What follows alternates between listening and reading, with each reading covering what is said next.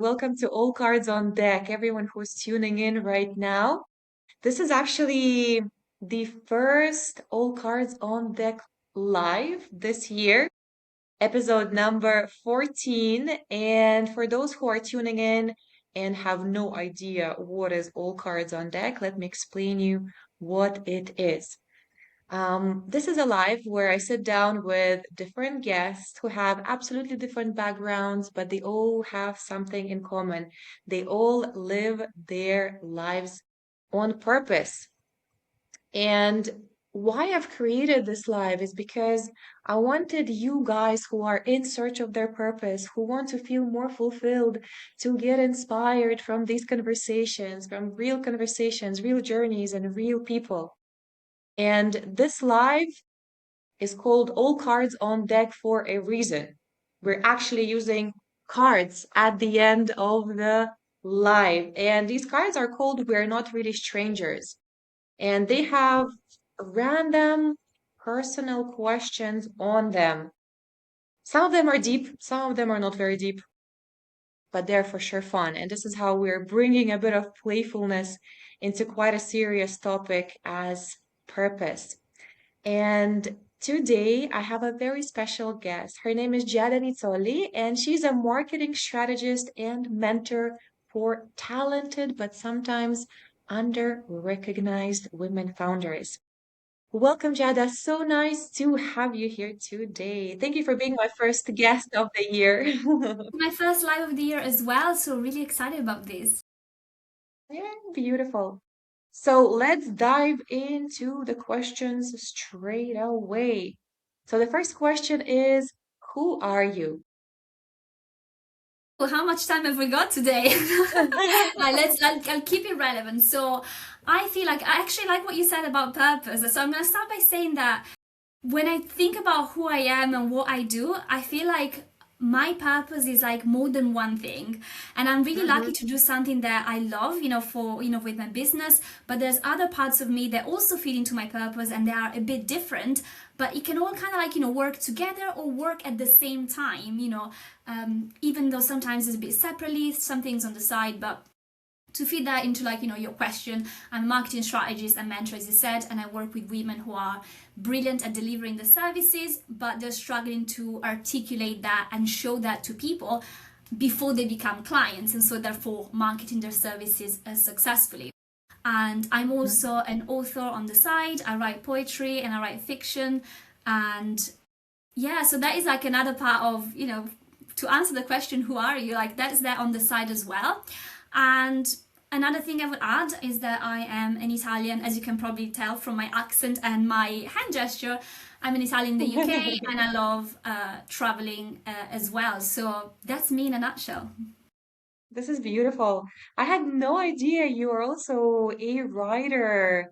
And so what are you writing? You mentioned you're writing poems and some fiction. Is there any books that Yeah, are already published so I've or they're on the self-published. I making? self-published two small collections, one of poetry and one of short stories. I had one poetry collection published by a small publisher a couple of years ago, and I'm currently working on a novel set in the 80s because, as you know, I love the 80s. I love dressing with a bit of Yeah. 80s inspiration. So yeah, that's something that I do on the side. But obviously, the bulk of my time is about my marketing business.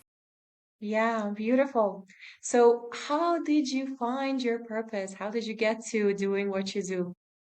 So it took some time because as I was saying, like I was struggling with that because I had this idea that your purpose is one thing and one thing only, and you can only be one thing for the rest of your life. I had this like very limiting view about purpose, and that was probably why I was struggling to find mine because it felt, it was a lot of pressure if you were looking at it that way. And so what I started doing instead was just like to lean on what made me happy, what, fueled my passion and so on. And so it all started when I was working in a marketing department, like in an actual in-house marketing department. And I was really lucky to get this foundation, in marketing in all sorts of different strategies and channels. And that allowed me to realize that actually what I liked the most, back then at least, was the writing side of things, which also felt similar to my passion for creative writing. And so I Right. started doing some freelancing on the side, mostly to do with copywriting. And throughout the years, then when I left my in-house job and I started growing my business, that's when I realized that my purpose, just like my business model, weren't set in stone. They could change, and it was a good thing, even though it feels a bit unsettling at first because it's unfamiliar. So I started with copywriting, and I was doing a bit of everything for everyone to figure out what I like doing. And then when I realized that I like doing certain type of marketing, working with a certain type of clients, I would niche down more and more. But I also expanded like the kind of support that I was giving to my clients. Because, for example, I realized, well, I can write the best copy for my clients, but even if I write the best sales page and the client is not clear on how to promote her services, how to bring the right traffic to the sales page on its own is not gonna work its magic. And so I started like leaning more and more into helping them with their messaging, helping them with their strategy, overall marketing strategy. And then I realized that I really love working with women like us, those who either just them like solopreneurs, or they have a very small team. But rather than being this huge multinational company or whatever, it's just it's another woman who is doing something that she loves and she's brilliant at it. But thanks to my services, I get her to reach more of the ideal clients that she loves working with. I get to have this ripple effect by helping other women put themselves out there and share their expertise, their gifts, their passion with more of the right clients. And also doing it in a way that compels them to do it, a bit more boldly, not whilst feeling horrible about self-promotion, but whilst feeling excited about it, whilst feeling like, I'm good at what I do and I want more people to know, I want more of the right people to know. And I don't have to apologize for it. I don't have to justify it. I don't have to say like, oh, I don't normally post promotional content, but I don't have to do that. I can talk about what I do in a way that connects with the right people, and everyone benefits from that. Yeah, I love what you mentioned. I mean, self-promotion is there always. We're constantly selling something. We're constantly selling ourselves if we are founders or if we are employees. They're constantly something that we need to sell and promote. And when we're doing it authentically, when we're doing it from the heart, then I feel like it's so much easier to, as you said, magnetize the right clients and the right people. So, what are those strategies that helped you find that authenticity and start self-promoting in this way? Yeah. So one thing that I would say, actually, like started from what you mentioned, you said like, when we're selling ourselves, I actually encourage my clients not to look at it that way. Because when we start to think, oh, I'm selling myself, it almost feels like, then if you get rejected, if things don't go as well as you like, or if in general, it feels like a lot of pressure and it can almost feel too personal, like I'm not worthy, but it's not, we're not selling ourselves. We're selling a service. We're selling, those package skills. We're selling the bridge between our ideal client's current situation, their problem, and where they would like to be. So that's what we're selling. And that's one of the things that also helped me seeing like that way. I'm not selling myself, so it's not icky self-promotion. I am offering Yeah. a service. I'm offering this bridge. And another thing when it comes to the authenticity side of things, which I think is quite tricky because unfortunately, authenticity has become a bit of a buzzword. And in the online space especially, service providers have been sold this dream that they can just show up, be authentic, and people will magically want to buy from them. And unfortunately, unless you're also selling personal branding services to other people, that is not enough. You do need to help people understand how you can help them. That's the first thing. Like the first thing is to be crystal clear on who you help and how you help them. Like how do you take them from that problem to that happy ending, to that ideal outcome? Because if people don't understand this, they're not going to buy, or it's going to be really hard to get them to buy. You're going to have to do lots of touch points, lots of sales calls, and all of that. Whereas when you position yourself in that way, that is always the first step. And then when the authenticity side of things comes into play, is that of course you still want to be, your real self. You don't want to come up with a persona or anything like that. You want to be ethical with your marketing. You don't want to make unrealistic promises. And that's what the authenticity that's a tricky word to say, authenticity side of things comes into play for me. So how can I use my story to then share my key messages? How can I share things that happen to me, both good and bad sometimes, like the challenges that I've overcome, the challenges that I've helped my clients overcome. How can I package those into stories that connect with more of my ideal clients? How can I share bits about my life that aren't just completely random? They're authentic, but they also help me remind people of what I can do for them if and when they are ready. So that's the balance to keep, which can be quite tricky sometimes, especially when you keep hearing, just show up with whatever comes to mind. And if you are authentic, people will want to work with you. No, people will be drawn to you maybe, but they're probably going to be supportive fans, the kind of people who message you and say, I love your vibe, I love what you do, but they're not buying. And at the end of the day, you're running a business. So my priority is always connecting with my ideal clients. And then the way I do it is, of course, by talking about what they care about, positioning my services as the bridge between where they are and where they like to be, using my stories, using my unique perspective, my unique analogies. But it should all come together, at the same time. Whereas if people start being like, treating it as two separate things, I'm always going to talk about my life randomly and then I'm going to do a sales post, people are going to be so confused by that. It's more of an ecosystem in a way. You should see like as something that works together. These stories feed into your services, these analogies feed into what you can do for your clients, and of course there's all your personality, there's all your perspective, what you can bring to the table, which is that it adds that level of it being unique, because other people can do can offer the same services, but they don't have your stories and they don't have your perspective. And even if they have a perspective, not everyone is sharing it. So the fact that we are showing up, we're here, we're having these conversations, we are posting, we are sending emails to our clients, that is what allows us to stay top of mind. But we always, at the end of the day, the main thing is always being, and I know it's like a bit boring and not as sexy as what other people promise, in online, but you gotta start with that clarity, like, who do you help? How do you help them? Like, what changes once someone works with you? Yeah. Well, first of all, I love if I can say, the mindset shift and the play of words rather than selling yourself. Mm, First of all, self-promoting is already a different way of looking at it. And I also loved what you used as being the bridge mm, where they are right now in an unpleasant situation and where they want to be. Like, I am that bridge that's going to help you. And once again, as you mentioned, and I really, really loved it and it resonated. And it was something that I myself got trapped in when I started posting on LinkedIn and talking about the services. I was the person who was like, oh, I'll come with my stories, come with my personality and authenticity.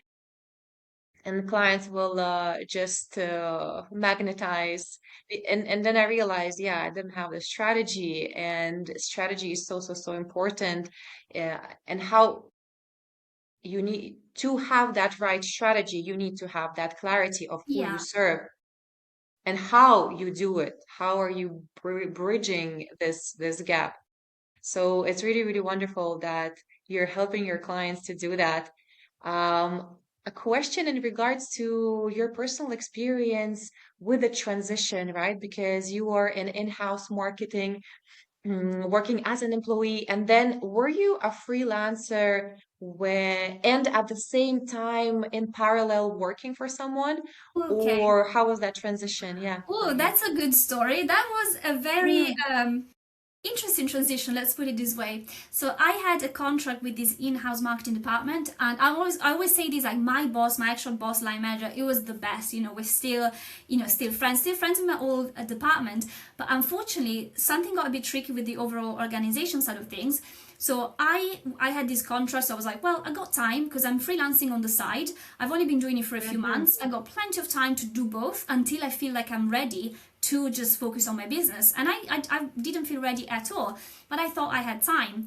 And then basically what happened was that it was me and the other guy. We had a 1 year contract, but we were always told we are going to offer you both a proper contract after this one contract ends.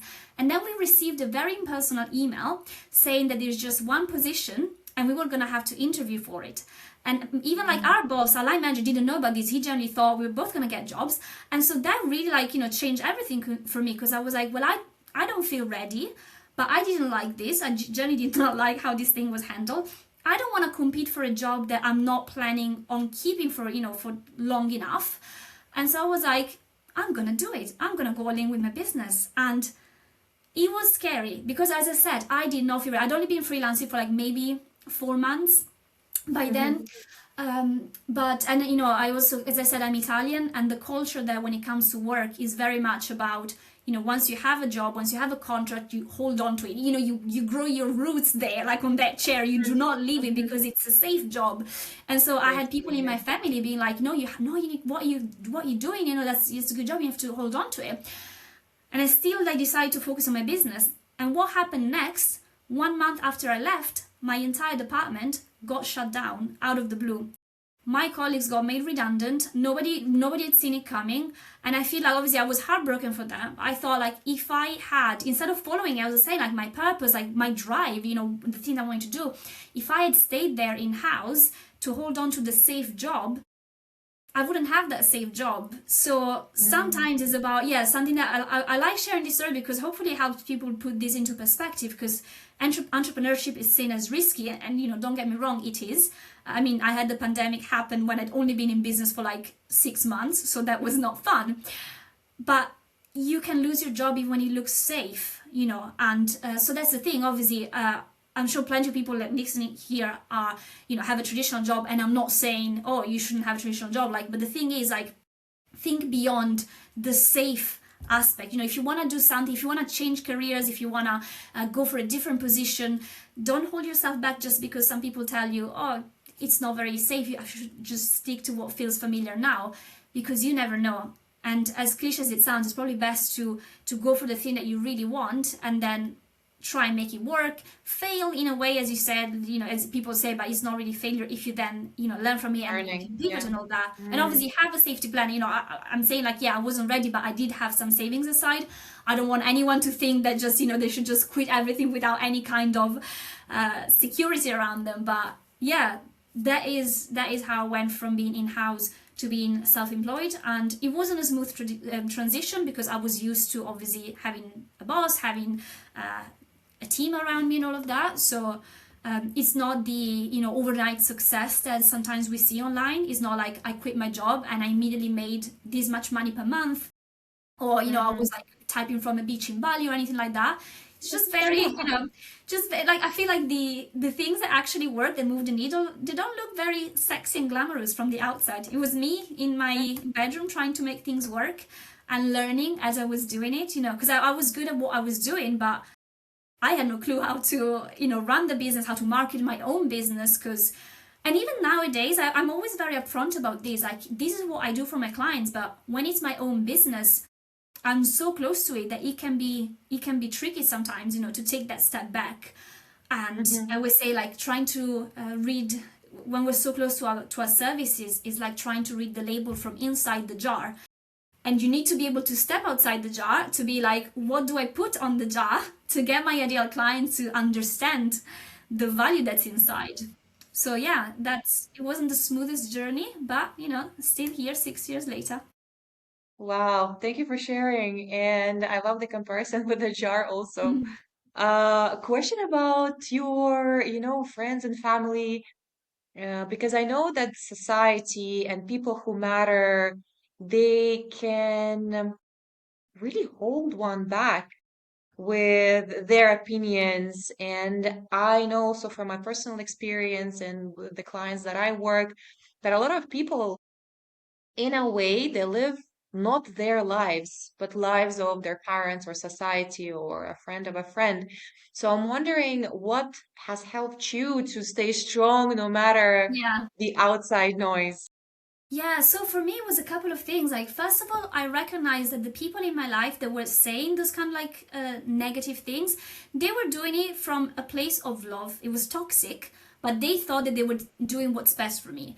But they were also doing it from a place of filtering reality through their own negative and limiting beliefs. And they thought that's just how reality is, but that's how they were choosing to look at their reality, and they were trying to put that on me. So I was I was always aware of this filter. When people were telling me those things, it comes from that place, but it also comes from them having this kind of, limitation. And what I've noticed as well is that even when I started to, make this work and, put myself out there, this kind of thing of like people filtering it through their own beliefs still shows up even in the business community. And especially as a woman, when you put yourself out there and when you choose to do things a bit differently, when you choose to say no to the conditioning that you have to shrink, you have to be humble, you have to always downplay what you do, other people won't like it. Some people won't like it. And unfortunately, there's a lot of internalized misogyny as well. So other women sometimes won't like it. And so sometimes you will get some negativity, whether it's from your family, whether it's from people online and so on. And so what helps me is always reminding myself, I was like, okay, why are people doing this? Because, some people are just trolls and we do not worry about them. But sometimes it's people who are doing this because maybe they're struggling with this themselves. Maybe they wish they could do it, but they didn't manage, didn't even try. And so they try and push other people down because they feel like, people don't like what's not familiar. And so, for example, a woman marketing her business in a bit of a bolder way, some people are not going to like that. But your ideal clients were like, oh my God, she's talking about me in her marketing. It's like she's reading my mind. She's describing how I can go from my current challenge to my ideal outcome. They're going to be listening, and they are the people that you should care about when you're running a business. You should care about obviously yourself and what you want to achieve, and you should care about the people that are going to allow you to achieve that. And as a service-based business, that's our ideal clients. So I don't worry about what my aunt who's never run a business is going to say, because she hasn't got she's not the right perspective for this. I'm not going to worry about what a random freelancer in different industries is going to say, because I'm not trying to attract the random freelancer. I'm not trying to attract the industry peer. I'm trying to attract my ideal clients, because that's what my business depends on. And not just any client, but our ideal clients. And the kind of people, I always say, like the kind of people that energize you when you're actually working together. So not just anyone who needs your services, but those that you love working with. It feels like an empowering partnership and all that. And if you want to attract those, you need to put yourself out there and you need to offer them something fresh, like a fresh perspective. You need to speak to them like about, their situation, whilst using your stories, your personality and all of that. And that's what you need to do to succeed and to do it, to make things easier for yourself. So if anyone is trying to get in the way of that, it's not worth listening to. And I'm not saying that it never gets to me. Sometimes, of course, everyone, has that moment of being like, oh my God, like, I have to deal with this. My grandmother is still saying these weird things about my job. But it's a decision, isn't it? Like, bless them. Like my grandmother does not fully understand what I do, but she's never used the internet, so I can't. You know what I mean? I can't expect her to fully get this. I can relate. Oh my God, yeah, you know what I mean? Like, is that different? I feel like, I don't know about you, but I'm the first person in my family who has a business, so I know that some people are not going to understand things. Some people online are not going to understand things about how I want to run and market my own business. At the end of the day, like, I think it's so important to stop looking for external validation, and that is also to do with when it comes to engagement side of things. Since we're streaming this live on social media, that's a very important thing that I always say to my clients. If you're measuring success by how much engagement you're getting from random people, that's not what your business depends on. Your business depends on you getting those ideal clients into your world. So it's so important to stay on track, to be clear on our priorities, to be clear on what is a measure of success and on what is just something or someone that can kind of like distract us on the way, and just really stay focused on who we're doing this for, obviously ourselves, but also who are these ideal clients, what do you need to hear from us, regardless of how popular that looks from the outside. I'm gonna keep sharing that. I'm not sharing things that help me get a lot of engagement from other people. I'm sharing things that help me connect with my ideal clients in a way that feels aligned and, as you were saying, authentic, but also strategic, because without that clarity, it all falls apart. It always goes back to that. Yeah. And you mentioned priority. Even with the question that I've asked, it's good to set your priority in regards to whom you listen. Like, I will prioritize a person who has walked the path And then if they tell me, oh, XYZ, look at this point or here, maybe you can improve here or do this, then I would listen. But as you said, those aunties, for example, who never had their business, like there's no point to mm, feel bad about what they say. Um, Also, I loved what you mentioned about the expectation and reality of entrepreneurship, Mm, expectation, chilling in Bali, sipping a coconut, working on your laptop, and then reality is absolutely different. yeah. What I mean, other there can be an expectations element did of that, you? there can be an element of going on holiday on that, but it's not going to be that instant click, isn't it? Like that people say. Sorry, what were you going to Yeah. ask? So I'm wondering, did you have any expectations when you completely moved, into your own business? And what was the reality? What was the expectation and reality for you? I didn't really have like high or specific expectations because I didn't know what to expect. It was very new to me. And Mm, but the reality, like the thing that I learned, and now that I'm really familiar with it, but I feel like some people still are disappointed by that. Like the thing that I learned is the reality, like the things that move the needle are not glamorous, and they're like quite, as I say, unsexy. They're quite repetitive. It's about showing up consistently. It's about taking action consistently. Is about prioritizing the things that actually move the needle, as opposed to doing things that make us feel productive or popular, but they're not helping us. They're not feeding into our business, our goals, our growth, our marketing, and all of that.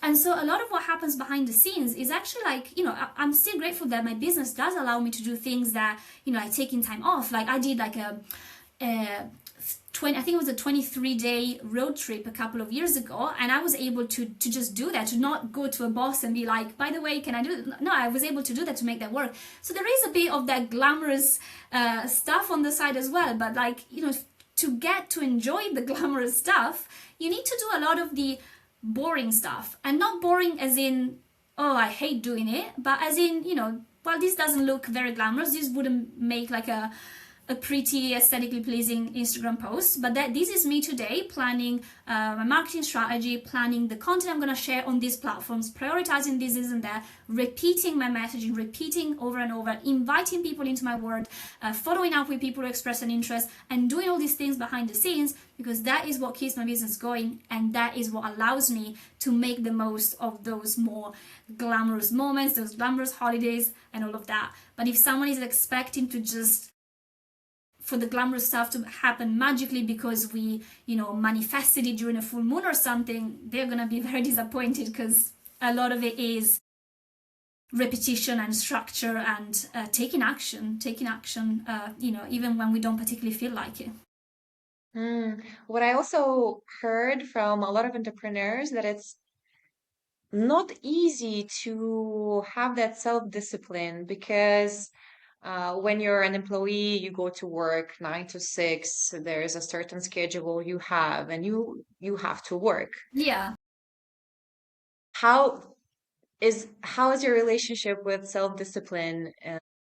Was it easy for you, or you have to somehow create your own strategy and structure around things to be able Well, to do these, yeah. especially unsexy things? Yeah, 100%. I think that's a good question. I think it can vary quite a lot. So personally, I'm autistic, so having a structure, having a routine is really beneficial for my nervous system.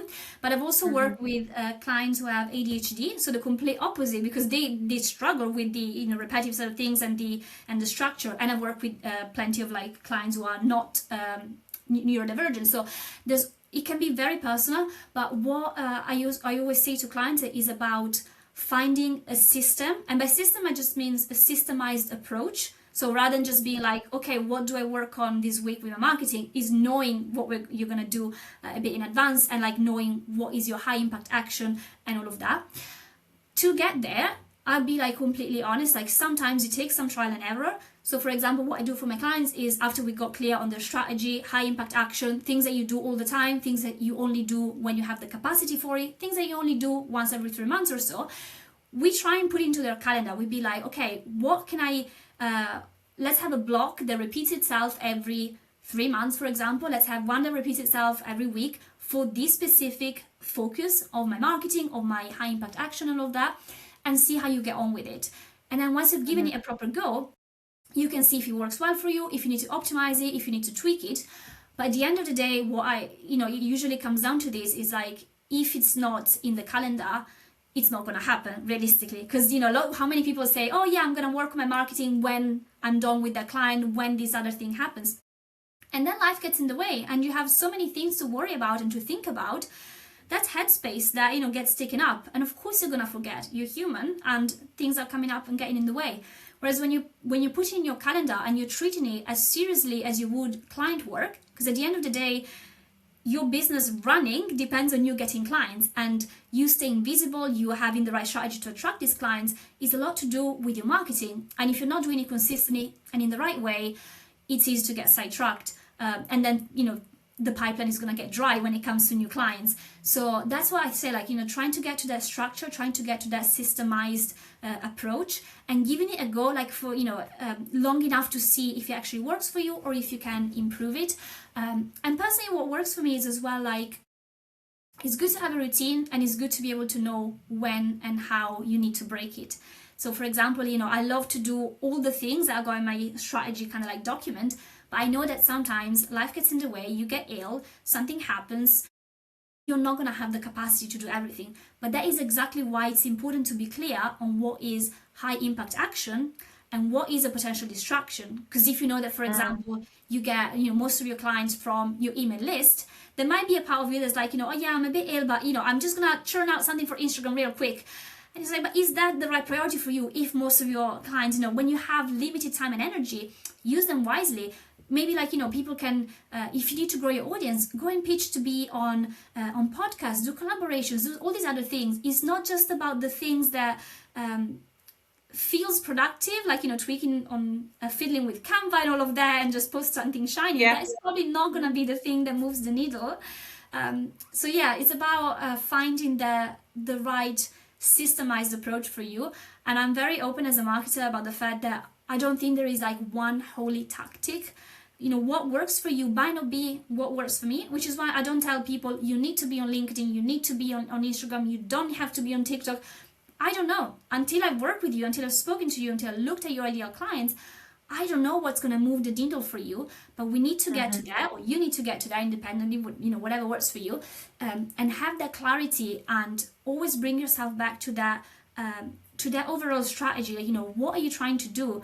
What is your biggest priority? What is just a distraction? And try and make it work try and tweak it until you get to something that works for you, for your nervous system, for your priorities, your schedule and all that, because obviously there's so many things to take into account. But once you get to that, you realize that your marketing isn't just it's not that chore, that horrible thing. It's something that that works with your energy, work with your schedule, and helps you attract these clients. So that is also what motivates me and my clients to keep up with it, is knowing that we're doing this so that we get to do, we're doing the boring repetitive stuff, so that we get to do the what fuels our purpose, what we enjoy doing, what we get to take that long weekend off and all that, as well as running a business that we love. That's the foundation. I mean, we gotta do that work to then fulfill our passion. Yeah, the unsexy work is has to be done. For Yeah. me, my ideal scenario is one day to just give it to someone else, outsource all that part, especially lead gen, and free up that space. But as of now, at this stage, especially in the beginning, for those who are transitioning or beginning their journey as founders, Mm-hmm. I feel like this is essential to DIY Yeah, and like figure out 100%. figure out themselves. And also, if you haven't got that clarity, that strategy, it'd be risky to outsource, unless you're paying for an expert who's going to take care of everything. But if you want to outsource some of the manual work, for example, if you want to have someone who schedules some content for you and all of that, you as the founder first need to be clear on that strategy, have that clarity, because otherwise that's not going to solve the problem to just give it to someone else. But as you were saying, yeah, I think it is good to put those strong foundations in place, because when you have those strong foundations, you can build on them. If you haven't got the strong foundations, I always say you're building on pillars of sand, and it's not gonna work. So yeah, Yeah. let's keep it realistic. Which other platforms are you on? So is it mainly on LinkedIn or you're also on Instagram, So TikTok? Like like what is your I platform? so like from a social media point of view, LinkedIn is my main platform. I also have Instagram, but I don't use it as much because I know that like that's not one of my priorities. Mm. And I'm anyone here who is like running a business, highly encouraging you think beyond social media when it comes to your marketing, because algorithms, we can't control them, and the organic reach is getting a bit harder. So you wanna, it's good to have social media to reach more people, to nurture them and all of that, to make those connections, but think beyond your social media. So for example, I got my business website. I blog on my website that helps me get found by people. I appear on podcasts. I have a strategy to then get people from podcasts onto my email list. And I've got my email list, so like everything else, is mostly for discovery, but then it feeds into my email list because those are people that actively chose to hear from me. And I get to show up in their inbox for as long as they want until they unsubscribe. But it's their choice, and there is an algorithm getting in the way. So yeah, LinkedIn is my main platform when it comes to social media, but I always say do not put all your marketing eggs in that in that basket, in that platform. Sure. There are so many stories that we hear from people and big names on Yeah. different social media platforms which have their account and then suddenly they get blocked and their business is completely like dependent on those platforms. And now it's just like nothing is happening. So Yeah, it's one yeah, of the it's things as well when it comes to, I encourage my clients to think of themselves. I even call like one of my offers like, the intentional authority, because that's how I want you to think of yourself. So intentional, because you're taking the kind of action that moves the needle, and you're using your time and energy wisely. And so a part of being intentional as a business owner is also deciding, what have I got control on and what have I not got control on. So when it comes to social media, unfortunately, we do not have as much control as we think. So but we decide what we do. Are we just gonna complain about the algorithm all the time, or are we gonna look beyond this platform and take the right action to not depend entirely on something we can't control? How can we reach our people, our ideal clients, without relying entirely on something that we can't control, without ending up performing as little monkeys just to get engagement by doing something mm, that isn't even fitting into our business? Because that is what is happening nowadays with algorithm. People are like, oh, if I post about pineapple pizza, I get loads of views. If I post about my business, I don't get many views. I was like, cool, but is the pineapple on pizza post helping you run your business, or is it just giving you some dopamine? So that's the difference, like the thing to keep in mind. Whereas it might be that you've done a post that was so specific that only your specific ideal clients could relate to it, and so it didn't get a lot of engagement, it didn't get a lot of reach, but it planted the seeds that when mm, they're ready, you're the person that they'll come to. You shared a story that only certain people could relate to because it wasn't like an engagement baity kind of story. That story probably helped your ideal clients think like, oh my gosh, she really gets me, she was in my shoes.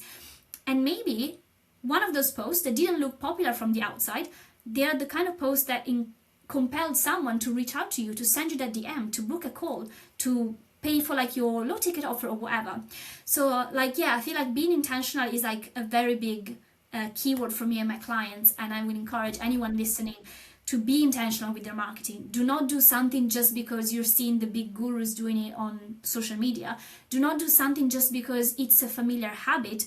Do something because mhm. it feeds into your goals. It allows you to make your business more sustainable, to grow in whatever your priority is, regardless of whether or not it looks sexy and popular from the outside. Just stay, and also that's the authority element. We are not here, we're not influencers. We are the authority when it comes to the kind of work that we do. And so that Yeah. authority shouldn't worry about those other things, should worry about, how can I support my clients? How can I connect with the right people? And I think when you did when we did the live, we mentioned, how do messaging, purpose, and authority come together. So yeah, that's how I would tell people with that. Your purpose comes into it because obviously you're doing something that you love, but you have to remember that, if you feel like your purpose is through the work that you're doing, you need the additional things to help people get it and to want to invest in it. So yeah, feel your purpose and put yourself out there and all of that, but do not expect your ideal clients to want to pay a few £1,000s to work with you just because you're passionate, just because you're showing your personality. They really need to understand. You need to have that clarity on how you can help them. And the authority element is that, as well as understanding, being clear on what you can do for them, they need to trust that you're going to deliver what you promised. And I don't know if you noticed this, you've had these conversations with your clients, but I'm noticing a big trust recession. That's how we've been talking about it. Like people got burnt by the gurus, by people who had no clue what they were doing, but they were good at marketing themselves, but not at delivering the services. So you also need to help your ideal clients trust that you're going to deliver that. And one of the things that I love the most about having these conversations is that then it means that more of the kind of women who are good at what they're doing, who are brilliant at delivering the services, by marketing themselves accordingly, they're going to get to impact more people. These people are not going to get burnt because they are investing in an actual authority, in an actual expert. But if we're lacking one of those elements, if we're lacking the clarity, if we're lacking the trust side of things, it's going to be harder to get those clients. So yeah, that's how those three things work together. Correct. Yeah, I love it.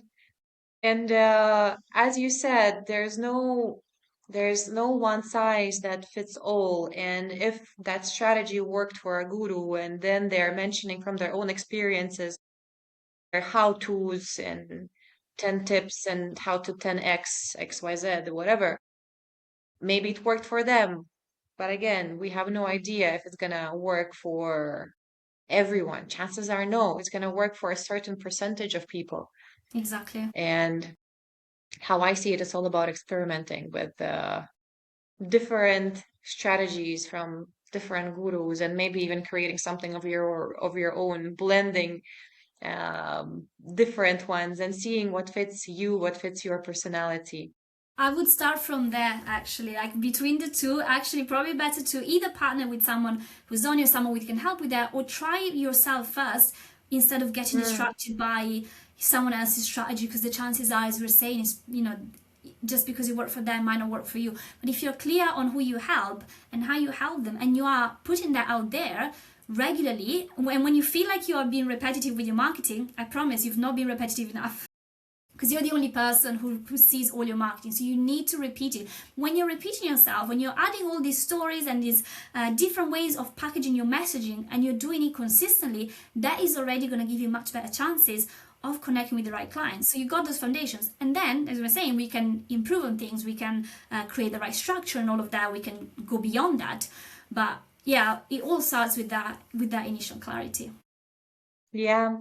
I'm hearing this all the time, to keep, the same messaging and Mm. constantly repeat and repeat and repeat.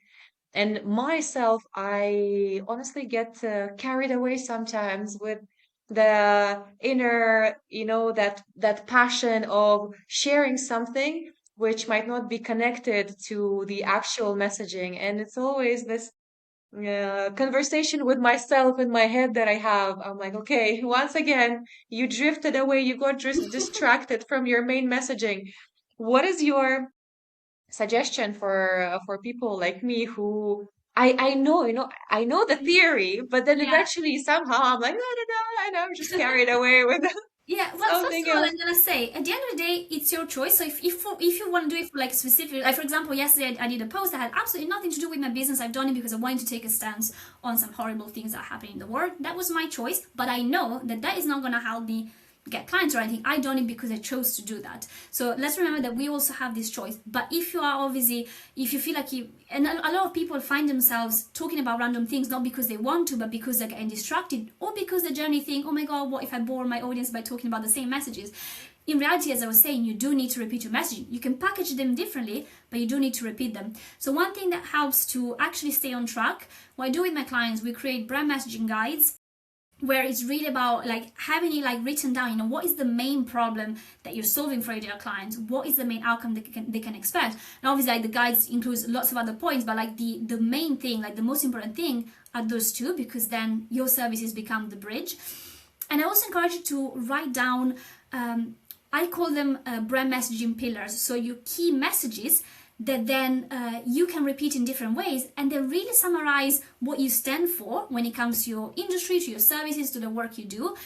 And when it comes to also helping your ideal clients look at something from a different perspective, because there's all kinds of people talking about, the thing that we do. Like, and there's lots of other marketers, there's lots of other business coaches, and lots of other, all kinds, whatever, no matter what you're doing, there's going to be thousands of people doing the same.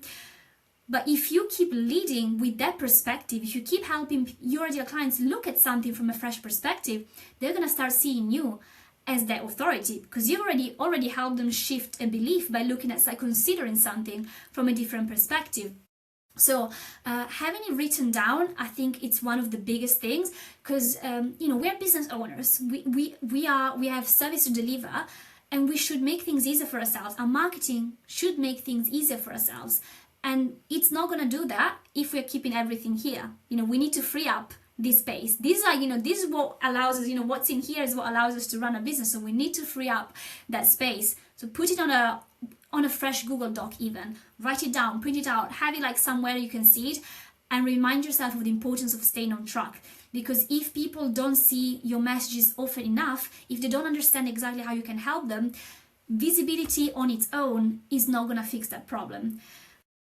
A viral post is not going to fix that problem. Whereas the boring repetition, and I say boring, just boring because it feels boring for us because we're doing it, but to someone who's seeing the same message packaged in different ways with different stories, a message that is relevant to them, that makes them feel like, oh my God, yes, I am stuck in this situation, but I can see that that a better way is possible. It's not going to be boring for them. None of this is going to be boring for your ideal clients. And that's also what we need to remember. Like, we get in our own way because we're worried, oh, what if they think this and that? But it's not about creating something that is going to appeal to everyone online, because that's going to be very vanilla if we try to do that. It's going to be so generic. It's about things that are relevant to our specific ideal clients, that allows us to showcase our perspective in an authentic way, in a way that, it's our real selves and all of that, but still bringing it back to the strategy so that we get to connect with these ideal clients more easily, we get to work with these ideal clients more easily, and we get to do all the glamorous stuff that happens sometimes as well. But to do that, let's bring it back to something as simple as a document with those with that roadmap, with those key messages written down. Yeah, same as what you mentioned with the calendar. You gotta put that time into the calendar, and then it will happen. Like the chances that it's gonna happen are much higher when it's written down, when it's in your face. What about the challenges that you faced along the way to your purpose? What were So those challenges? well, I think a challenging one for me was like the fact that, like, some things, as I said, like, it changed, it evolved, and it wasn't always easy to change my business around it, because if I realize, okay, I want to work with just women, mainly like women who are needing this type of service and who have these priorities, and I want to do it with this type of services, but that's not what I'm doing right now. That involves a bit of a pivot, and whenever you're pivoting, you need to find this clarity again. Who you're helping, how you're helping them, and it's not easy. I mean, I was glad that, like for example, you and other women helped me with my market research calls a few months ago. So grateful for that, because I was like, I'm too close to this, I can't see. So when I wanted to introduce something different, I had to get back to this clarity, and it can feel quite, a bit overwhelming at first, and you have to really analyze things again and find the patterns of, like, okay, so what is the actual problem that I can solve once I shift into this space, and all of that. What language are they using? How can I convey this? And as I was saying, when it's your own services, it's tricky. So whenever I decided to pivot a bit, even if it was like a small pivot in theory, I still had to go through this process, and it can be challenging. But also allowing myself a challenge for me was allowing myself the flexibility to do it and maybe get it wrong and then improving. Because in the past I was very much like, no, I need to do everything perfectly straight away. And unfortunately, that rarely happens in marketing. First you need to put the offer out, even if it's like a bit not polished. Because if you're going to keep waiting for everything to be perfect, for the sales page to be perfect, for all the flashy stuff, it's too late by then. People don't even know what you're selling. So you need to get it out there and then improve it, then base it on feedback and improve things, and all of that. Mm-hmm. But gotta put it out there even when it doesn't feel perfect for your standards. Because, I converted clients from like a very humble Google Doc that had my offer written down. It was just like a Google Doc. A part of me was like, oh my God, what I'm doing, people will think I'm not legit or everything, but my sales page is not ready. And I was like, you know what? I think I can help this person. I'm gonna send them the Google Doc. And I got some Mm-hmm. clients like that before everything was ready. So if anyone listening struggles with that, I'm not gonna say, oh, it's easy, you get used to it straight away. No, it is challenging, especially if you maybe were brought up like me, like in my family, I had to be perfect all the time. I had to be perfect at school, and that stayed with me. It takes time to undo all this conditioning. Like I always talk about the conditioning as women, you have to be humble, you have to be likable, you have to do all these things, and it's hard to push through it. But then the more you do it, the more you're proving yourself that you can do it, and then slowly becomes easier and easier, especially when you see the results that it brings to you when you do things a certain way. So in my Mm-hmm. case, it was mainly to do with pivoting and trying to do it in a way that gave me the initial clarity, allowing myself to maybe like get it a bit wrong first. That was one of the biggest challenges.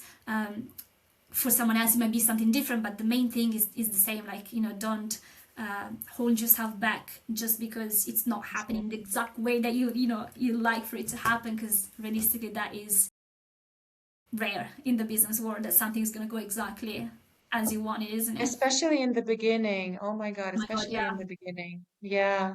I'm curious right now. So your positioning right now is concentrated on women who are talented, not recognized. Curious, what was your positioning 6 years ago? Because there was a Oh, lot of pivots, I guess, a lot of yes, evolution. lots So of steps, what was yeah. your first one? Oh my God, let me think. Well, I was just like a generic copywriter, and I think, oh, Mm, that is bad. I think I was saying something that literally like the thing that if I saw one of my clients do that, would be like, no, let's change it straight away. I was so unclear on what I wanted to do, on who I wanted to help, on how I help them, that I was saying something like a copywriter for small businesses with a big concept, which sounds catchy but doesn't mean anything. It doesn't mean anything. It's a mm, buzzword, and now I can see it. But back then, that's how I started. And so one of the things I would like to leave everyone with, during this live is, be specific. When you're talking about how you help your dear clients, be specific. Use language that is tangible, that people can see, that they can visualize, and they can see themselves in. Because if you're describing someone, if you tell them, I'm going to supercharge your business, I'm going to help you live your truth, you're saying something, but you're not really saying anything. And that can be tricky when you're close to your services, when you're an expert in what you do, when you use certain jargon. Actually, in the coaching space, there's lots of buzzwords. But a client who is scrolling mindlessly and is bombarded with all kinds of content pieces, messages, everything, notifications, and life on top of that, if they don't understand exactly what you're saying, if they don't understand exactly that you're speaking to them specifically, if they don't see themselves in what you're saying in your marketing, they're not going to keep listening. And so what I was doing at first was just literally like the worst possible things you can do. I was using buzzwords and not really saying anything. Whereas now, like, if I were to summarize, introduce myself in a nutshell, I do say, as you're saying, like, women who are talented but under-recognized. But that on its own is not enough. And that's why I mm, lead with the problem. I tell women, I know that, right now you are relying on unpredictable word of mouth, lots of calls with people who then tell you, I will think about it. And you are feeling under-recognized because you know that you're good, but people aren't seeing it. So I'm not just telling them something vague, I'm telling them something specific they can see themselves in. They can be like, yeah, I am relying on sporadic referrals, I am having these calls, and I'm using very simple language that doesn't require them to use a lot of brain power to understand what I want to say. So that is one of the things I would really encourage people to do. Like, how are you describing what you do, who you do it for, and how that work changes their situation? What words are you using and repeating in your marketing to describe that? mhm. Because if it's so vague that AI could have written it, that a competitor could have written it, it's not specific enough. So like, be really specific, even if it means using plain English, like nothing fancy, but something Mhm. clear that should come before anything else. Mm-hmm. Perfect. And coming back to purpose, what are the tips you would recommend and give to people who are in search of their own purpose? So the main thing I would say is that I think if you try to force it, it's not gonna happen on its own unless someone, like, I'm sure maybe you help. I think you help people, don't you? Like, find their purpose. I'm sure you do it with the structure and all of that. So the best thing someone can do if someone really wants to find the purpose as soon as possible is to partner with someone like you. Whereas if they're just like sitting in the bedroom on their own trying to find the purpose, that's not gonna happen. That you're gonna put, and that's what I was trying to do many years ago. I was putting so much pressure on myself and getting so frustrated because it wasn't happening. So I would say either you invest in someone's perspective and help and structure to get there, or like go out there and look at, try different things and see what actually makes you feel good when you're doing it, not something that you're just doing it because you have to, because some impresses someone else. What lights you up when you're doing it? As I was saying, the purpose might be more than one thing, because I feel energized when I work with my clients. I love working with my clients, but that's not my entire purpose in life. It's also to write, my poetry, my fiction, is to discover new things. Like it can be multiple things, but obviously in my case I decided, was like, there's lots of things I like doing. This is the one that I want to do when it comes to making an actual living, and it's what allows me to do more of the other things on the side. But I would say, like, if someone just tries to, I was like, okay, today I'm gonna set an afternoon aside to figure out what my purpose is, I think they're gonna be really disappointed by the time they get to the end of the afternoon. So yeah, you can't force these things, as cliche as it sounds. Yeah, and what I also notice from people that I talk to during these podcasts, a lot of times it's sort of the purpose found them rather Hmm. than they found their purpose. So yeah, it's interesting how some, even for myself, like for myself, I had no intention to become a coach, a mentor, and do neuro-linguistic programming, but somehow it found me and it brought so much happiness. And as you are also helping your clients to find those clients that energize you, for me, that sign that I'm working with the right person is when time stops. Hmm. Literally, I can chat and have a session for 2, 3 hours nonstop, and time just pauses because there is such incredible synergy, and I love what I do, and Yeah. the client in front of me is someone that energizes me too. And so I would say to anyone listening to it, like anyone thinking, I want to work with more of these clients, remember, like if you don't market your services in a way that does justice to the value that you can bring to these clients, it's going to be harder to work with them.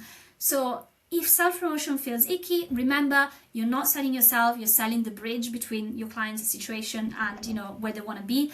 And remember, as well, another thing that I share with my clients when they're feeling that kind of resistance at first, I always say, like, if your ideal clients, these are the kind of people that you say that you love working with, that you love, and all of that. So your ideal clients are struggling with the problem, with the challenge. They're not where they like to be, and you have the solution, but you're not offering to them. You're Hmm. doing those ideal clients a disservice.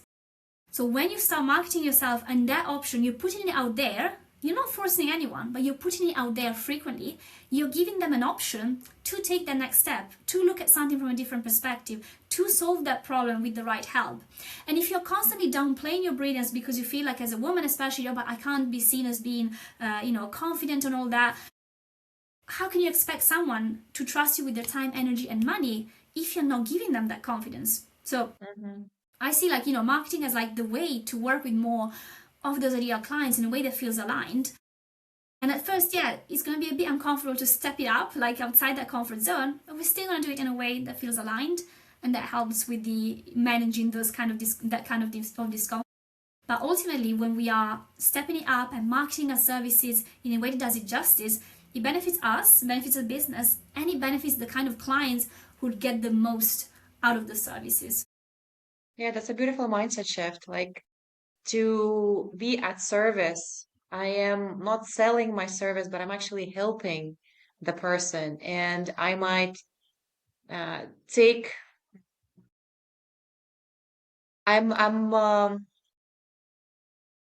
I'm not helping them by not talking about my business, right? Exactly, So exactly that. it's kind of like, yeah, the more I talk about my business, the more I help the other person. So also f shifting the focus from selling to helping, right? Exactly. And also like we can also look at it this way. It's not just about like, talking about our business as in a boring way. But by the way, like, I offer this and that. But it's about talking about our ideal client situation, making them feel like I know that you're struggling with this right now. I've been there before, these clients have been there before, giving them something that can see themselves in, and same with the outcome, this is possible if you do this and that. This client went from this and that, like I've done this and all that. So it's about talking about that, which then, as a consequence, will position your services as the bridge. So it's not about just, talking about our business in a boring way, but rather helping our clients see themselves in what we're saying and what is possible for them. I see it like as telling a story. We're basically telling a story that starts from where our ideal clients are right now, and we're showing them what's possible. And we are inviting them to write that second part of the story with our help. So it's not an Yeah. icky salesman kind of thing. It's authentic. It's storytelling. It's something that allows us to connect with the right people. So it's not we're not selling ourselves in an icky way. We are putting that out there for the right people.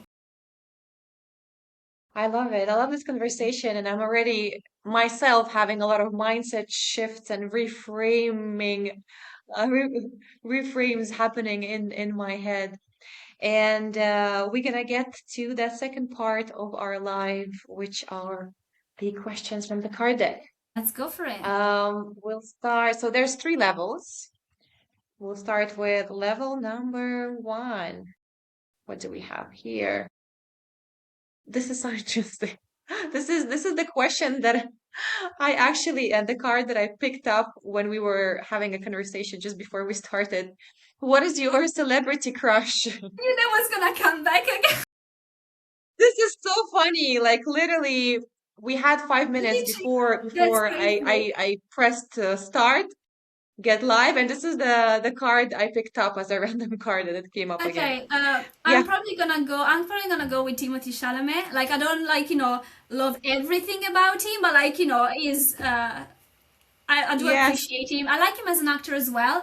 And the funny thing that happened like a while ago, like there was this thing where like I wrote a post about saying that I could be like the lead with Timothy Chalamet in a film, and someone pointed out that I would be more likely to be cast as his sister than his romantic interest.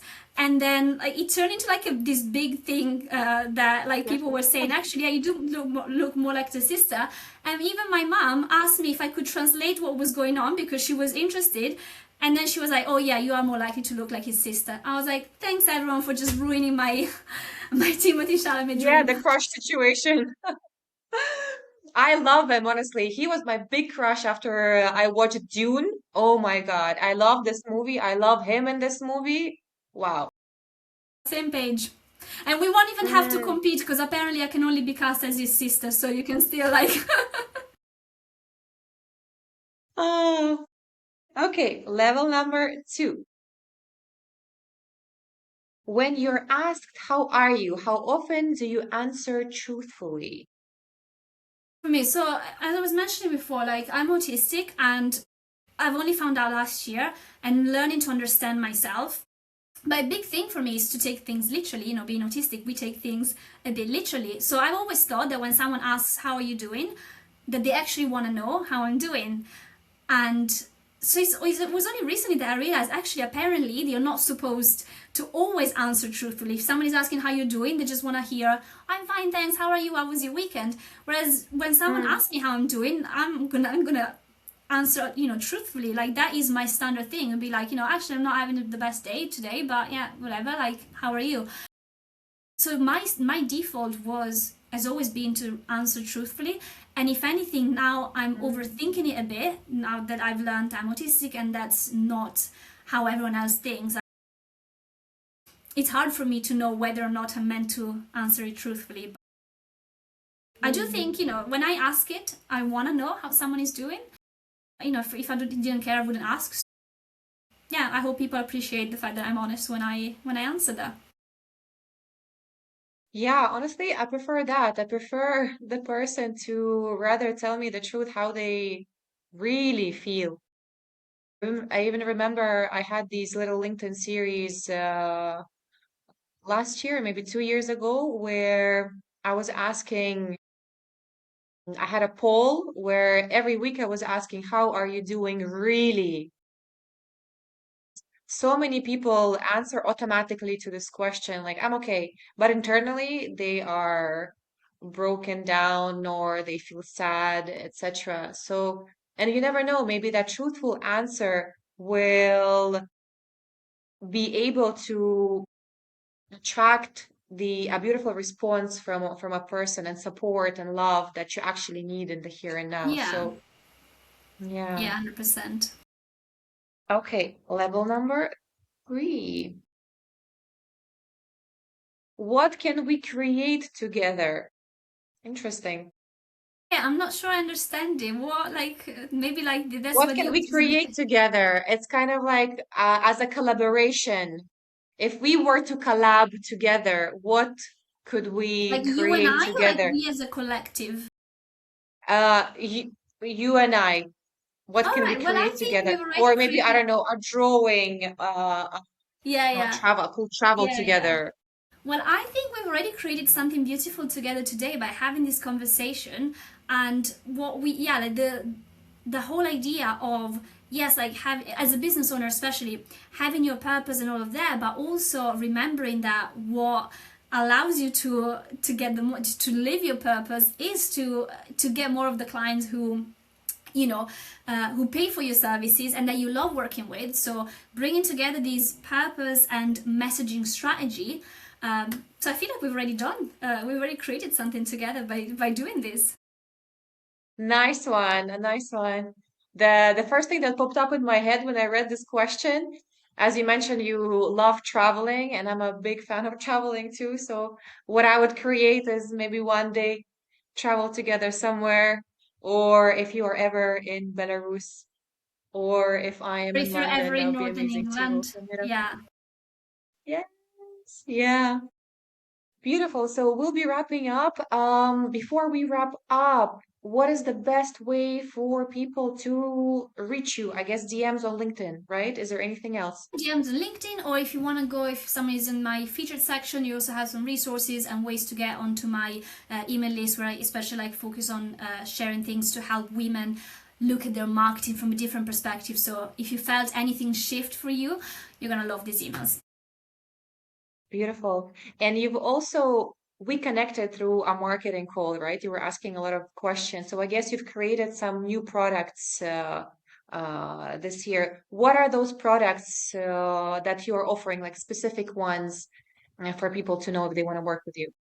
The main things I'm focusing on this year is an offer called Recalibrate, which is literally about nailing your messaging, having clarity on how you convey the value of your services and what you lead with in your marketing to stay on track and connect with these ideal clients. And then the other offer is the one that I put together thanks to your help as well. The one I was talking about earlier is called the intentional authority. That is about that clarity. It's also about the structure and the strategy side of things and creating that systemized approach. So beyond the initial clarity, but also the execution together, and building the conviction to show up as that woman, as that authority, who is there to promote her services in a way that feels aligned and to connect with more of the right people without downplaying her brilliance. Amazing. Thank you so much for sharing. And thank you for joining All Cards on Deck today. And Thank you thank you for for having everyone me. who was tuning in. And we will see you in the next one. Cheers.